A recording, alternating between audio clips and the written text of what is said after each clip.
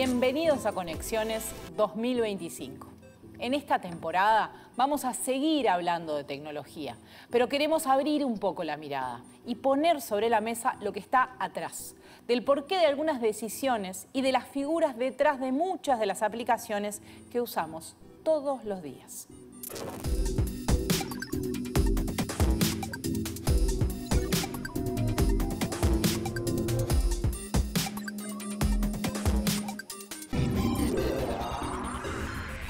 Algunos la llaman la era del populismo corporativo. Otros hablan de los broligarcas que vinieron a intentar dictar las reglas del mundo. Otros hablan de tecnofeudalismo y los últimos sienten que tal vez sea tecnopopulismo el término que mejor define lo que nos está pasando en el mundo. Sobre qué es y por qué nos importa va este primer Conexiones de 2025.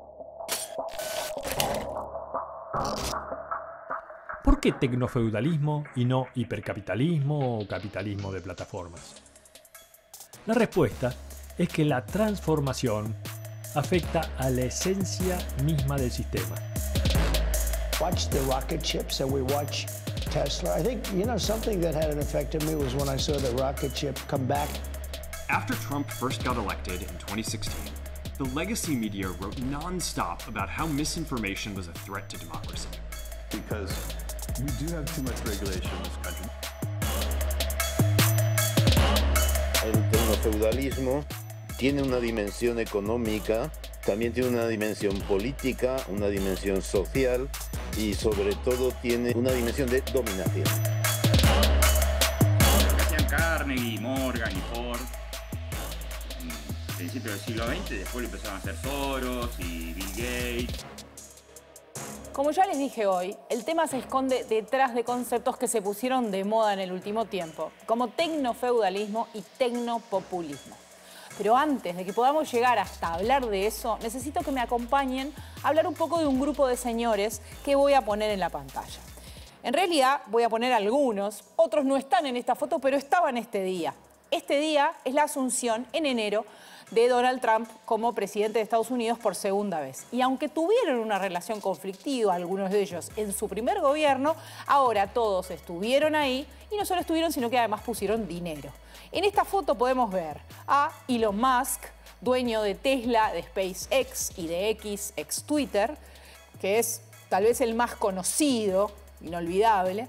El que está al lado tal vez sea de los menos conocidos, ¿sí? Y es Sundar Pichai, que es el CEO de Alphabet, que es propietaria de Google, ¿no? Este es tal vez el de los menos conocidos, el que sale menos en las fotos. Este es Jeff Bezos y su señora, dueño, CEO de Amazon y del Washington Post, uno de los diarios más icónicos de Estados Unidos. Al lado de la esposa de Bezos está Mark Zuckerberg, CEO de Meta, que es propietaria de Facebook, de Instagram y de WhatsApp, entre otras empresas. Su señora al lado de él. Pero también había otros presentes que no están en esta foto. Estaba Tim Cook, por ejemplo, el CEO de Apple, y también estaba entre la gente Peter Thiel, que aunque poca gente lo ha oído nombrar, hoy vamos a hablar de él en este programa, es muy importante y es el CEO de PayPal y uno de los fundadores, y CEO de Palantir, una empresa que no por poco conocida, es poco importante. Pero vamos a ir hablando de cada uno de ellos. En total, las grandes tecnológicas contribuyeron con $7 millones al día de la asunción de Donald Trump como presidente de Estados Unidos, como decíamos, por segunda vez. Destacan el aporte de 1.25 millones de AT&T, los $250.000 que puso Microsoft y $1 millón que aportó Google. A pesar de su retórica contra la élite de Silicon Valley, a los que les ha pegado repetidamente, Trump recibió un respaldo financiero significativo de este sector.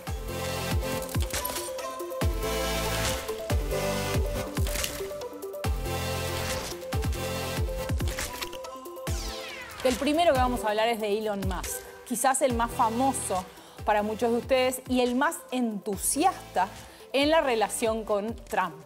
Le consiguió $300 millones para su última campaña, que lo convirtió en presidente por segunda vez.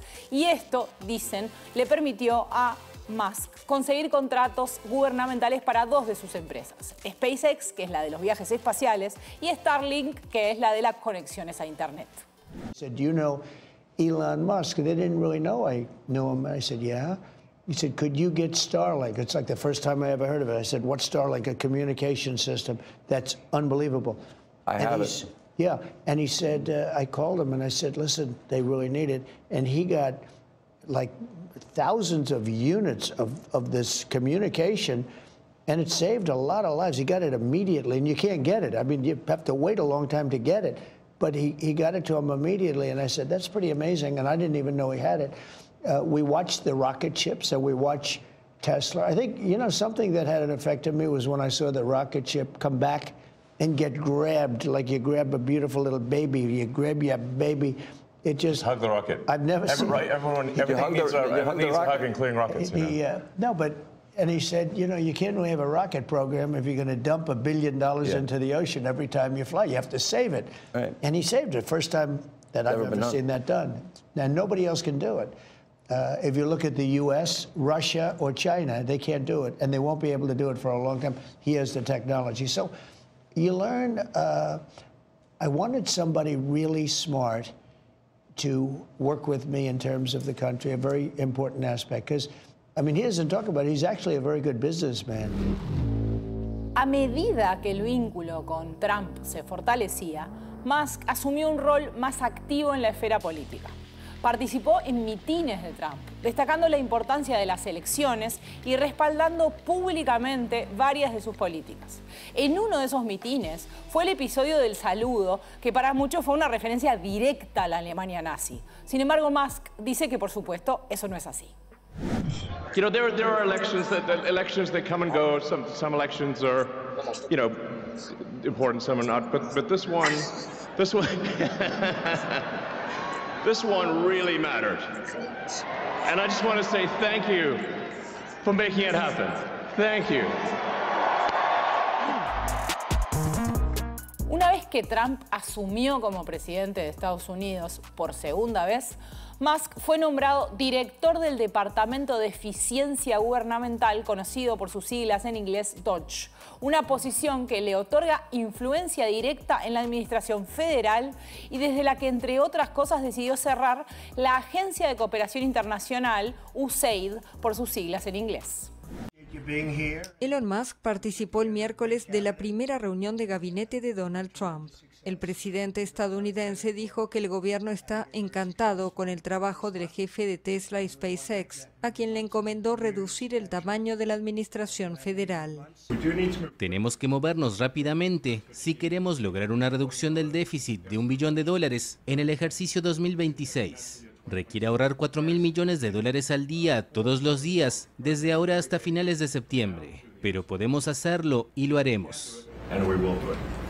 La reunión, acompañada de una sesión de preguntas y respuestas de 1 hora con los medios de comunicación, fue una oportunidad para que Trump promocionara su política.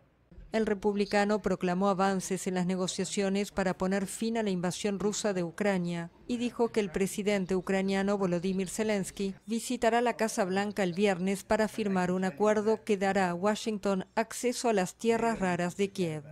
Sin embargo, dijo que Zelensky puede olvidarse de una adhesión de Ucrania a la OTAN. No voy a ofrecer garantías de seguridad que vayan más allá de lo estrictamente necesario. Vamos a dejar que Europa lo haga porque Europa es su vecino de al lado. Pero vamos a asegurarnos de que todo salga bien. El magnate republicano dijo estar dispuesto a imponer aranceles del 25% a muchas importaciones de Europa, su aliado clave, y sostuvo que la Unión Europea se creó para fastidiar a Estados Unidos. También reveló que los aranceles del 25% anunciados a México y Canadá se aplicarán el 2 de abril. El próximo martes expira el plazo de un mes, dado a principios de febrero, para alcanzar un acuerdo con el fin de evitarlos. Anunció además que revertirá las concesiones petroleras a Venezuela, otorgadas por su predecesor Joe Biden en 2022, cuando se autorizó a Chevron a operar en el país caribeño. Sin embargo, no todos son rosas entre Trump y Musk. Recientemente, el presidente norteamericano limitó el acceso de Musk a planes militares debido a preocupaciones sobre sus intereses en China, como la mega fábrica de Tesla en Shanghái, y le dijo a todo su gabinete que Musk no puede echar gente, sino que puede sugerir que otras áreas de su gobierno los echen.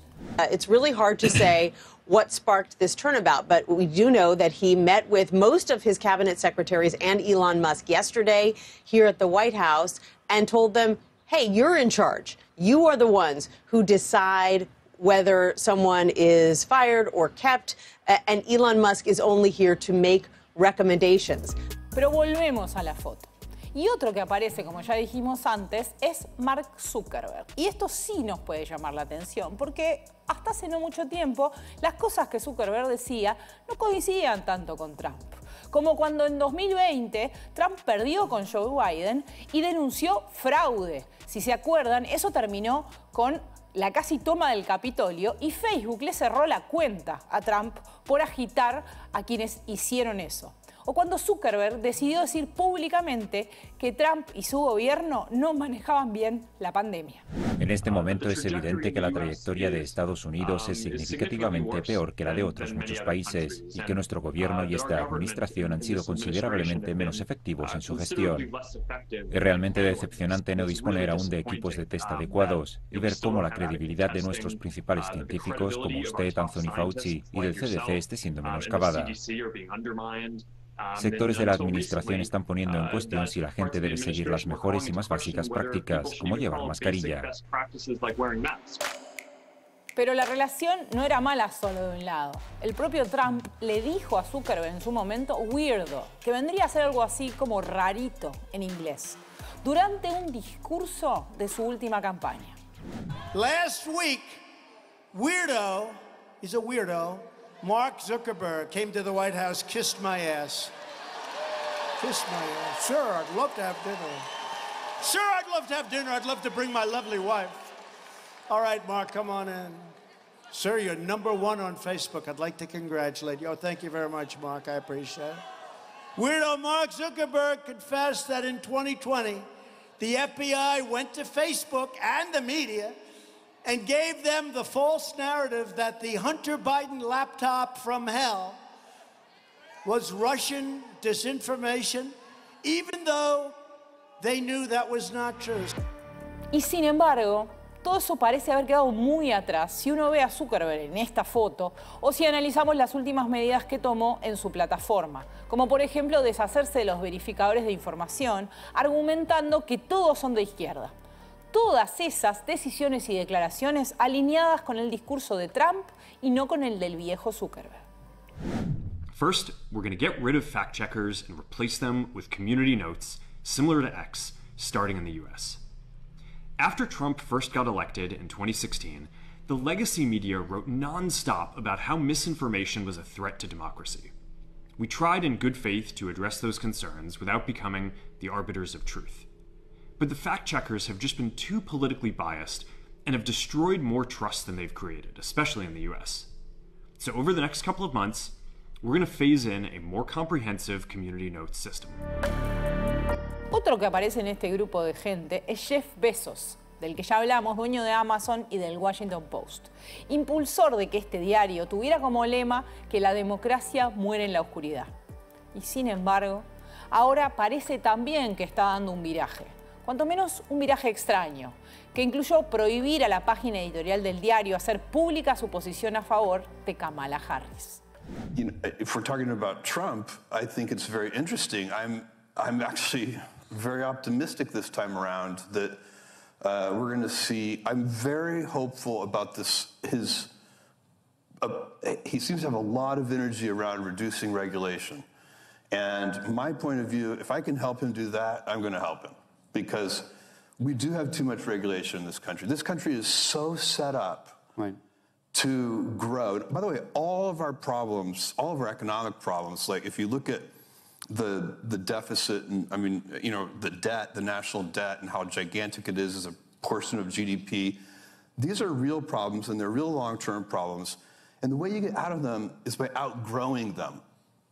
You're going to solve the problem of the national debt by making it a smaller percentage of GDP, not by shrinking the national debt, but by growing the GDP. You have to grow the denominator. And that means you have to grow GDP at, 3, 4, 5% a year, and, let the national debt grow slower than that. If you can do that, this is a very manageable problem. So we need a growth orientation in this country. Pero eso no quedó ahí. Meses después de esto, Bezos informó a los principales cargos en The Washington Post de un cambio en su página de opinión y aseguró que iba a enfocar todas las columnas en la defensa de las libertades personales y el libre mercado. Esta decisión provocó la renuncia del editor de opinión, David Shipley, y el malestar en su histórico director de redacción, Martin Baron. Well, for decades, the Post has prided itself on running a whole variety of opinions on its opinion pages. Of course, it had its editorials that reflected its overall point of view for the editorial board, but then they welcomed all sorts of other opinions. But now what he signaled is that only one sort of opinion will be reflected on those pages, and that will be the opinion that he himself holds about economics, about personal liberties, what have you, and how he defines those terms. And look, that just totally runs counter to the history of so-called op-ed pages. The whole idea of those pages was that there would be a whole range of opinions, and then people could make up their minds. But now he's saying that only one opinion will be allowed on those pages, and that will be his opinion.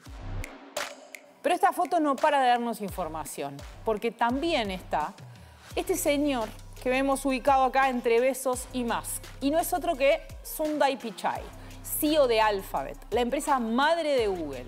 El mismo Pichai que hace 6 años le tuvo que explicar al Congreso norteamericano que por qué, si buscabas idiota en Google, te aparecían fotos de Donald Trump. Right now, if you Google the word idiot under images, a picture of Donald Trump comes up. I just did that. How would that happen? How does search work so that that would occur? We provide search today for any time you type in a keyword. We, as Google, we've gone out and crawled and stored copies of billions of web pages in our index, and we take the keyword and match it against web pages and rank them based on over 200 signals. Things like relevance, freshness, popularity, how other people are using it. And based on that, at any given time, we try to rank and find the best results for that query. And then we evaluate them with external raters to make sure that, and they evaluate it to objective guidelines. Otro que buscaba un perfil más bajo y por eso no aparece en casi ninguna foto de ese día, pero no solo estuvo en la asunción de Trump, sino que aportó más de $1 millón para esa ceremonia, fue Tim Cook, el CEO de Apple. El mismo Cook que Trump asegura que no lo quiere nada. When Apple now is going to start building all of their plants here, all because of what we've done in terms of, it's not because he likes me or they like me. They don't probably like me at all. I don't know. I think he likes me a little bit at least. But you know what? It's the incentive we created or the negative incentive. I mean, it's going to be very costly for people to take advantage of this country. Pero había más. Otro que estaba presente y no llamó tanto la atención porque mucha gente no está tan familiarizada con su cara y con quién es Peter Thiel. Thiel es empresario y capitalista de riesgo germano-estadounidense, nacido el 11 de octubre de 1967 en Alemania. Cofundó PayPal junto a Elon Musk y fue uno de los primeros inversores en Facebook. También creó Palantir Technologies, una empresa clave en el análisis de datos con clientes en el sector gubernamental y militar. Además de su impacto en Silicon Valley, Thiel ha sido un influyente donante de campañas republicanas y un defensor del nacionalismo tecnológico. Pero Thiel, además, es considerado el padre político del actual vicepresidente norteamericano, J.D. Vance, y es visto por muchos como el verdadero líder en las sombras de este movimiento. Sobre esto nos habla Alejandro Galeano, docente e investigador en la Facultad de Filosofía y Letras de la Universidad de Buenos Aires y autor del libro Los dueños del futuro, vida y obra, secretos y mentiras de los empresarios del siglo XXI. Un poder en la sombra que para ser una eminencia gris es bastante fluorescente, porque está todo el tiempo, o sea, uno esperaba otra cosa, ¿no? Igual hay que decir que Thiel siempre se destacó por eso. En la época en que había un consenso liberal muy grande, estudió en Stanford, él ya era neoconservador, o sea, era bastante paradójico porque él, siendo homosexual declarado, estaba en contra de los cupos para minorías en su propia universidad, etcétera, etcétera. Y hoy de ese lugar notorio, ¿no? La biografía de él se titula The Contrarian, ¿no? Porque como que acá en el Río de la Plata le diríamos el contrera, el que de llevar la contra, se terminó transformando en un referente, y no sé hasta qué punto es referente tampoco. En su texto, La educación de un libertario, Thiel plasma lo que parece ser la base de este movimiento de Silicon Valley hacia las ideas liberales. Dice Thiel: me opongo a los impuestos confiscatorios, a los colectivos totalitarios y a la ideología de la inevitabilidad de la muerte de todo individuo. Por todas esas razones sigo llamándome un libertario. Ahora que repasamos bien quién es quién en este juego, podemos empezar a hablar de qué es el tecnopopulismo y si representa esto que estamos viviendo. ¿A qué se llama la mafia de PayPal? Un grupo delictivo que usa PayPal para estafar. Una aplicación para compras online. Un grupo de empresarios que trabajaron en los primeros años de PayPal.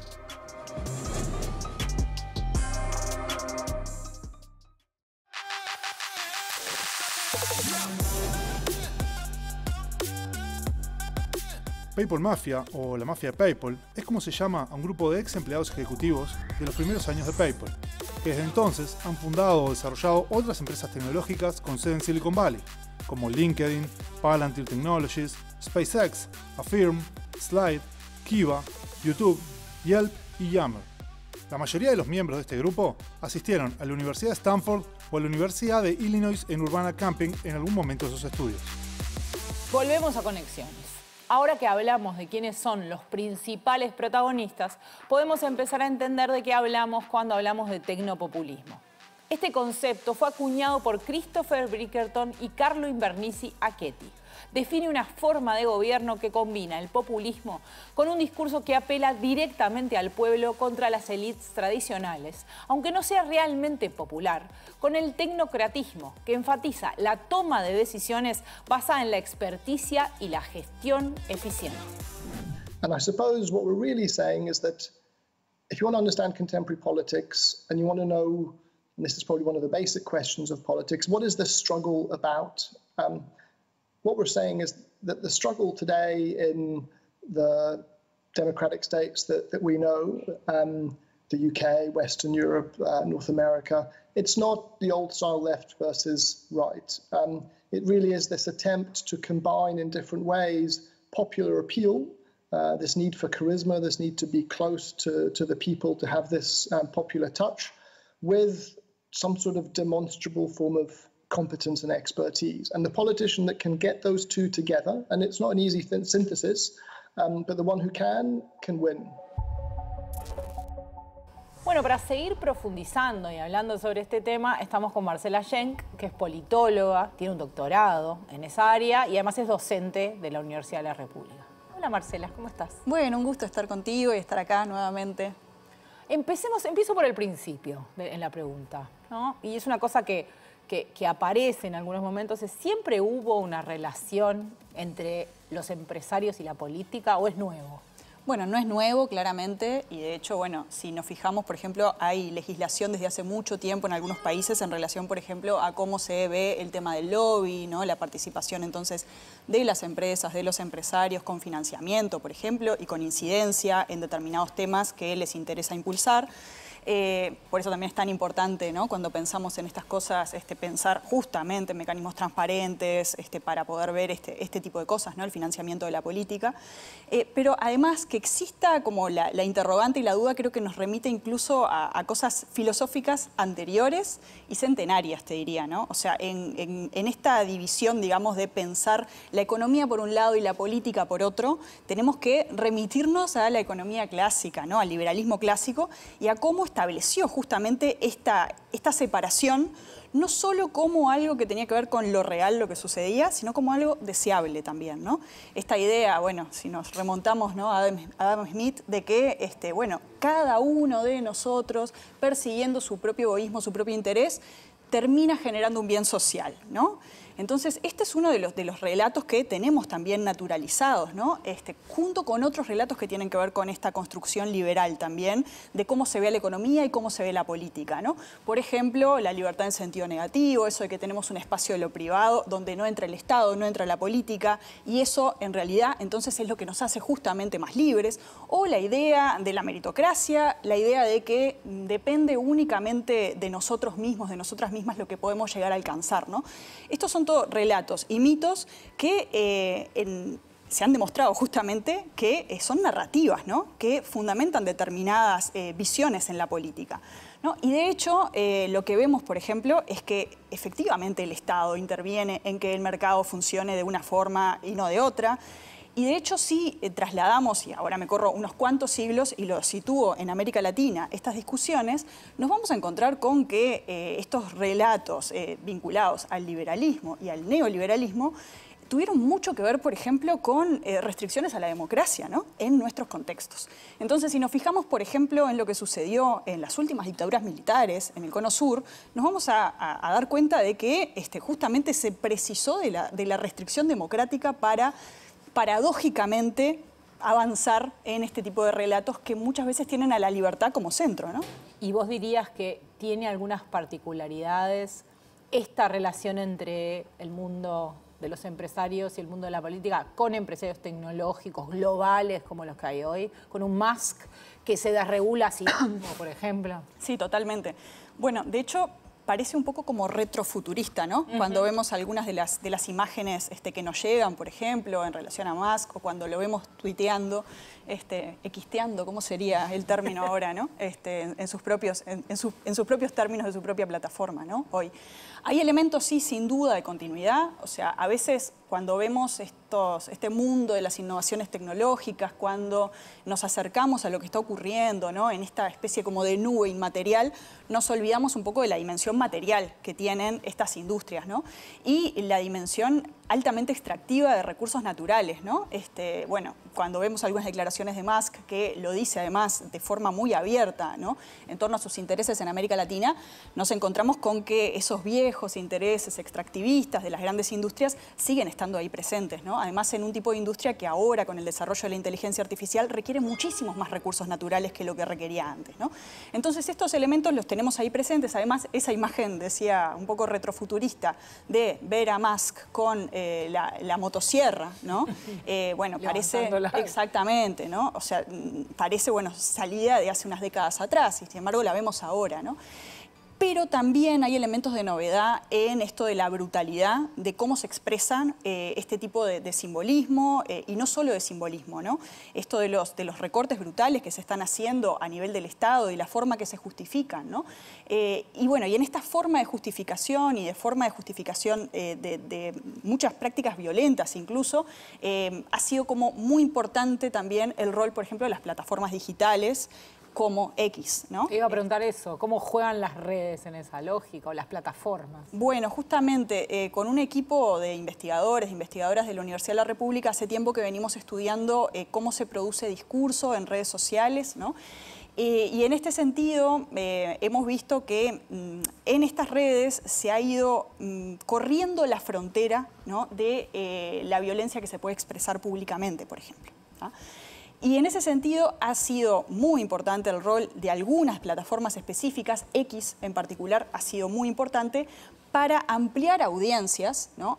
También en en un momento en que la propia democracia, como la entendemos, está en disputa, ¿no? O sea, ¿cuál es el sentido de la democracia? Y frente a esta gran crisis que tenemos de la democracia, hemos tenido como dos grandes visiones, ¿no? Menos democracia o más democracia. Bueno, por el lado de menos democracia se ha ido reduciendo un poco también nuestro rol como ciudadanos, como ciudadanas, ¿no? Y pese a que la plataforma no es el mensaje en sí, y hay formas creativas de utilizar este tipo de plataformas, de todas formas hay una reducción paulatina, digamos, de nuestro rol ya, no solo, digamos, como votantes en un determinado sistema, que también es una reducción del propio rol de ciudadano y de ciudadana, sino como audiencias de algo que está ocurriendo, ¿no? Y ahí estaría como la participación que tenemos, ¿no? A poder ser espectadores o espectadoras de lo que está sucediendo que nos excede. Y que se va además solidificando como sentido común, ¿no? Esto de que además la democracia se va transformando en algo que legitima incluso la opresión de un otro o de otra, ¿no? Esto de que, bueno, lo que nos parecía imposible es posible ahora, ¿no? Esta naturalización, como decía, de la violencia y de la violencia hacia un otro y hacia una otra que piensa distinto, ¿no? Justamente lo opuesto a lo que consideramos que debe ser la democracia desde un punto de vista sustantivo, ¿no? O sea, la democracia no es eso irrestricto, digamos, de que, bueno, una vez que electoralmente sucede algo, se lleva adelante ese proyecto sin control de las minorías o totalmente, digamos que afuera de lo que quienes están fuera de ese proyecto han pensado, sino que también se respeta, ¿no?, a esas minorías. Y ese respeto a esas minorías es lo que se va erosionando cada vez más. Y es una forma también de legitimidad de estos cortes tremendos que se hacen y que además, como hemos visto, no solo en el caso, digamos, de lo que Musk está llevando adelante, sino también en gobiernos como el de Bukele o el de Milei, que son ensalzados por Musk en sus redes sociales, son medidas que se realizan con represión, ¿no?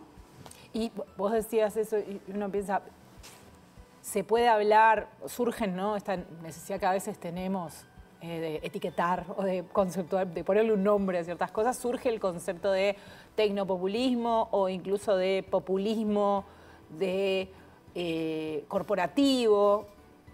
¿Cuánto de esos conceptos explican lo que está pasando? Sí.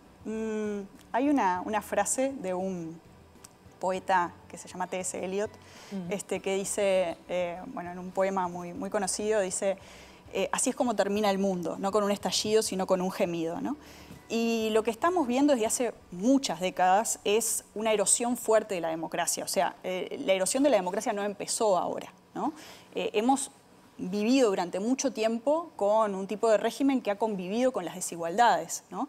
Y hay mucha insatisfacción con ese tema, ¿no? Y bueno, y lo que estamos viendo con este tipo de fenómenos es fenómenos que logran capitalizar ese descontento para una visión ultra radical, ¿ah?, que no va en el sentido de más democracia, sino de menos democracia, justamente, ¿no? A veces algunos de estos términos, lo que a mí me parece es que pueden llegar a ser útiles más políticamente que de pronto académicamente, ¿no? Porque son muy polisémicos también, ¿no? El de tecnopopulismo, por ejemplo, se emplea así para ver estos cambios a nivel tecnológico, pero también para ver un poco el rol de las tecnocracias, ¿no? Y bueno, pero uno piensa en figuras como Bukele, que mezcla todo, ¿no? Sí, sí, totalmente. Es que tratan de dar cuenta de esta erosión de la democracia, de esta crisis de la democracia, pero todavía creo que estamos en el periodo donde estamos, sí, viendo este proceso, pero todavía no vemos hacia dónde se llega, ¿no? Sí tratan de dar cuenta de esto de, bueno, estamos como en esa paradoja de una innovación que parece que nos lleva muchos saltos hacia adelante, pero al mismo tiempo estamos viendo un retroceso en lo político, ¿no? Y en cómo concebimos lo político y sin duda en nuestras concepciones sobre la democracia, ¿no? Entonces, creo que términos como ¿no?, que vos traías, hacen alusión a eso y a esta vinculación además con lo popular, el pueblo, ¿no?, el concepto de populismo como un significante vacío, ¿no?, que se llena, digamos, de sentido en relación a lo que quienes utilizan ese término quieren darle, ¿no? Como una forma de legitimidad también, ¿no? Entonces, en ese sentido estamos viendo cómo van cambiando las fuentes de legitimidad de la exclusión. O sea, pero seguimos viendo la exclusión, que funciona, ¿no? Y que además, o sea, ahora estamos viendo de una forma muy brutal cómo está completamente enlazada con esa legitimación de la propia desigualdad, ¿no? Y también, pensando también en otros términos y en esto que vos decías, ¿no? Y también en un término que se puso de moda en los hombros de una figura como Varoufakis, que además fue como muy, aunque no lo inventó él el término, sí lo hizo famoso, el tecnofeudalismo, pero sobre todo esta idea de que se acabó el capitalismo, sí, que en algún punto es como una lavada de cara, aunque no parece, pero podría funcionar como eso también, la idea de que se acabó el capitalismo porque no hay dinero, por ejemplo, ¿no? Que es bastante discutible. Sí. Y además esta idea de la retroutopía, ¿no? O sea, cómo estamos viendo que este tipo de conceptos lo que pone sobre la mesa es lo que viene para adelante, o sea, ya no es, digamos, esta idea de progreso, ¿no? De que avanzamos linealmente, ¿no? Hacia un futuro, sino que vamos hacia atrás, ¿no? La idea, bueno, justamente de tecnofeudalismo va hacia eso, ¿no? A lo que vos traías. Y además a cómo también en esto que estábamos hablando antes hay otras bases también de legitimación de la dominación, ¿no? Servilismo, etcétera. Pero bueno, como te decía, creo que todavía estamos en el medio de un proceso que no vemos dónde está terminando, ¿no? Y bueno, y hay sin duda que algunas visiones que son muy apocalípticas con respecto a esto, ¿no? En esto de que, por supuesto que es necesario mirar esto desde una forma reflexiva, ¿no? Tener una mirada crítica, pero a veces creo que algunas visiones, incluso teóricas o académicas, pecan un poco de lo mismo que ocurrió desde otras tiendas hace unos años atrás, que es esto de, bueno... el fin de la historia. El fin de la historia y no hay futuro, ¿no? Entonces, bueno, creo que en ese sentido también tenemos como que retomar, sí, o sea, la mirada crítica sin duda, pero rescatando el poder de agencia que todavía tenemos. Muchísimas gracias, Marcela, por venir a Conexiones, a ayudarnos a entender, por siempre, cosas que cruzan economía y tecnología con otras cosas. Por favor, muchas gracias a vos y a ustedes por la invitación. Y con ustedes seguimos en Conexiones. Otro concepto que ha aparecido en los últimos tiempos es el de tecnofeudalismo. Pero ¿de qué hablamos cuando hablamos de tecnofeudalismo? Varoufakis considera que necesitamos una denominación específica para este nuevo modelo y opta por la de tecnofeudalismo. ¿Por qué tecnofeudalismo y no hipercapitalismo o capitalismo de plataformas? La respuesta es que la transformación afecta a la esencia misma del sistema. Se trata del triunfo de la renta sobre el beneficio. Poco a poco, los dos grandes pilares del capitalismo, el beneficio y los mercados, están siendo sustituidos. Por lo tanto, si la generación de riqueza no surge del beneficio y no se genera en un mercado, ya no estaríamos en un sistema capitalista. Estaríamos en una instancia postcapitalista. Pero en lugar de un postcapitalismo que remedie las desigualdades y acabe con la explotación, el sistema sustituto hace lo contrario. Generaliza la explotación a niveles inimaginables. Aunque Varoufakis lo hizo famoso, el término tecnofeudalismo no fue su idea. De hecho, el filósofo y matemático español Javier Echeverría ha hablado del tema desde principios de los años 90 en libros como Telépolis, Cosmopolitas Domésticos, Señores del Aire y Tecnopersonas. En mi caso, el tecnofeudalismo tiene una dimensión económica, sin duda, pero no solo es económica o el tecnofeudalismo, también tiene una dimensión política, una dimensión social y sobre todo tiene una dimensión que es la que más hemos desarrollado Lola Almendros y yo en el libro Tecnopersonas, en donde hablamos explícitamente de tecnofeudalismo, y es un libro del año 2020, una dimensión de dominación, no solo control y vigilancia, sino dominación de unas personas por otras, ¿no? A diferencia del exministro griego, Echeverría no comparte la idea de que el tecnofeudalismo haya nacido de la muerte del capitalismo. Bueno, difiero de Varoufakis en una cosa fundamental. El capitalismo no ha muerto ni ha desaparecido, sino más bien, vamos, goza de muy buena salud. O sea, es decir, incluso en China hay un comunismo hibridado con capitalismo. O sea, incluso en China, que es un régimen, digamos, comunista, ¿no? Quiero decir que a esto yo lo llamo tecnocapitalismo. Y distingo entre tecnofeudalismo y tecnocapitalismo. Y esto está en nuestro libro, Tecnopersonas. Dedicamos bastantes páginas a analizar el tecnofeudalismo y lo distinguimos del tecnocapitalismo. ¿Qué ocurre con el tecnocapitalismo? Pues es muy sencillo. Varoufakis, yo he leído su libro, en fin, tampoco muy a fondo, ni quiero criticarlo, no tengo ningún empeño en criticar a Varoufakis, me parece muy bien que lo haya publicado y que haya lanzado ese término, pero en cualquier caso, los datos generan capital hoy en día. Él habla siempre de dinero y cree que como el dinero ha cambiado, y es cierto que ha cambiado, ha desaparecido el capitalismo. No, el capitalismo es mucho más hondo que las economías basadas en dinero. Ahora estamos en una economía basada en datos y basta leer a Marx. ¿Qué líder latinoamericano se considera a sí mismo un tecnooptimista? Javier Milei, Nayib Bukele, Lula da Silva.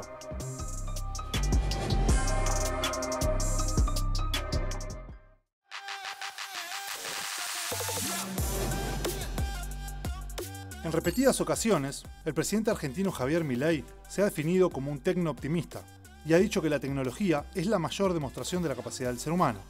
En el Tech Forum de Argentina, octubre de 2024, Milei dijo que los tecnopesimistas debían irse con los marxistas, así quedarían como los hombres de las cavernas. Es muy posible que Milei tomara el término de Mark Anderson, empresario tecnológico que en los últimos años viró de apoyar a candidatos demócratas a ser uno de los principales donantes de campaña de Donald Trump. A partir del libro de Varoufakis, el concepto de tecnofeudalismo ha ganado importancia. Pero para Alejandro Galiano no es un concepto que permita entender el fenómeno a cabalidad, ya que es muy discutible que podamos hablar de que el capitalismo terminó. Siempre está la metáfora feudal, ¿no? Varones ladrones, tecnofeudalismo. A mí me parece que hay que volver a la Edad Media para entender lo que es puro capitalismo.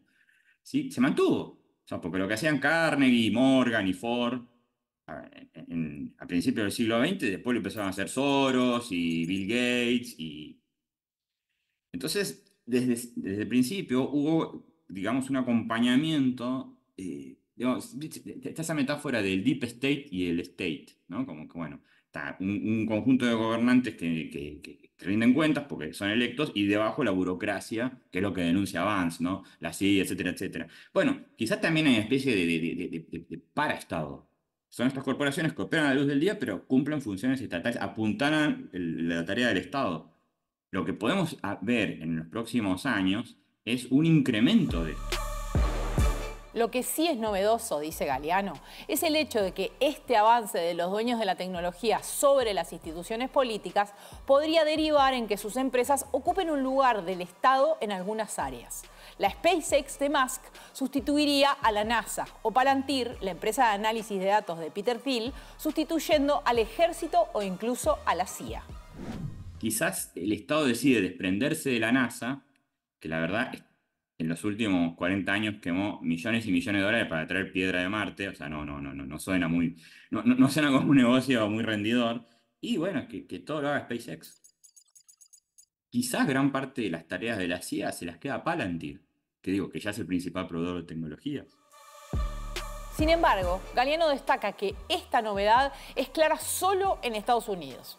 Al menos hoy es muy difícil pensar que fuera de ese país, en lugares como América Latina, existan empresas tecnológicas con el peso para ocupar esos espacios.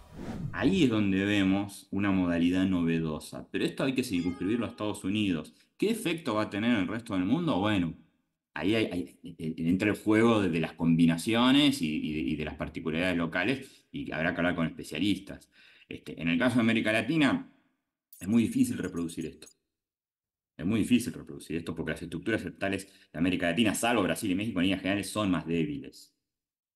Tampoco tenemos corporaciones de ese tenor, ¿sí? Uno podría hacer algunas analogías diciendo, bueno, ¿hasta qué punto, por ejemplo, una fintech como Mercado Pago terminó produciendo la inclusión financiera en la economía informal que los estados no pudieron desarrollar? Está bien, pero no pasa de ser una equiparación, estamos dando otra cosa. ¿Sí? Si uno quiere encontrar un patrón general, bueno, sí, hay tareas estatales que pasan al sector privado. Como decíamos al inicio de Conexiones, no siempre los CEOs de las grandes tecnológicas trataron a Trump como lo tratan ahora. Iniciativas como Sleeping Giants, que promovió el boicot publicitario contra plataformas por desinformar, marcaron un periodo de resistencia de las empresas. Hoy, sin embargo, las corporaciones optaron por adaptarse. En ese sentido, Galeano afirma que la relación entre empresarios y políticos no es nueva, sino que siempre ocurrió. Lo nuevo entonces no pasa por el qué, sino por el cómo. El tema es que están participando empresarios en un nuevo sector, porque estamos acostumbrados a que participaran personas vinculadas al petróleo, a la industria, eventualmente las comunicaciones, el complejo industrial militar, y ahora vienen estos empresarios que ya no son jóvenes ni son tan novedosos, porque son todos tipos de entre 50 y 60 años, y que básicamente crecieron entre los años 80 y 90, y que vienen de las empresas de software, fundamentalmente, o ya de negocios de la web y de machine learning. Entonces, hay como un elemento de novedad, pero porque cambió el rubro de la gente que está participando. Lo más novedoso no es que participen empresarios en el gobierno norteamericano, sino las ideas que portan. O sea, hay una ruptura muy fuerte respecto a los consensos liberales que enmarcaron gran parte de la participación de los empresarios en los gobiernos norteamericanos, me atrevería a decir de los años 80 para esta parte. En líneas generales se entendía que estaban de acuerdo no solamente con la democracia liberal, sino con el globalismo, con el multiculturalismo que importa el globalismo, con el liberalismo económico, incluso más allá de rubros económicos, como puede ser la inmigración.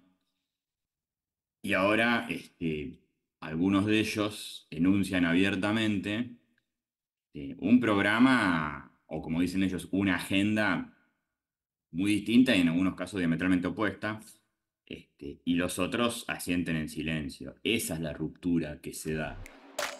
Más allá de Estados Unidos y su posición frente a esto, queda planteada la pregunta sobre cómo puede impactar esta relación de la política y la tecnología al resto del mundo. Sobre esto nos habla Galeano. La novedad que estamos viendo ahora en Estados Unidos. No sabemos cómo va a impactar en el resto del mundo, porque también me parece que hay un vicio recurrente que es hacer metonimia a lo que pasa en Estados Unidos y trasplantarlo al resto del mundo. Si uno mira a Sudamérica, predominan los gobiernos de izquierda. Este Conexiones no está cerrado. En la segunda parte de la semana que viene tenemos que pensar por qué de la noche a la mañana los dueños de las empresas más importantes del mundo decidieron cambiar su discurso de un día para el otro. Les dejo una pista. Todos los caminos conducen a China.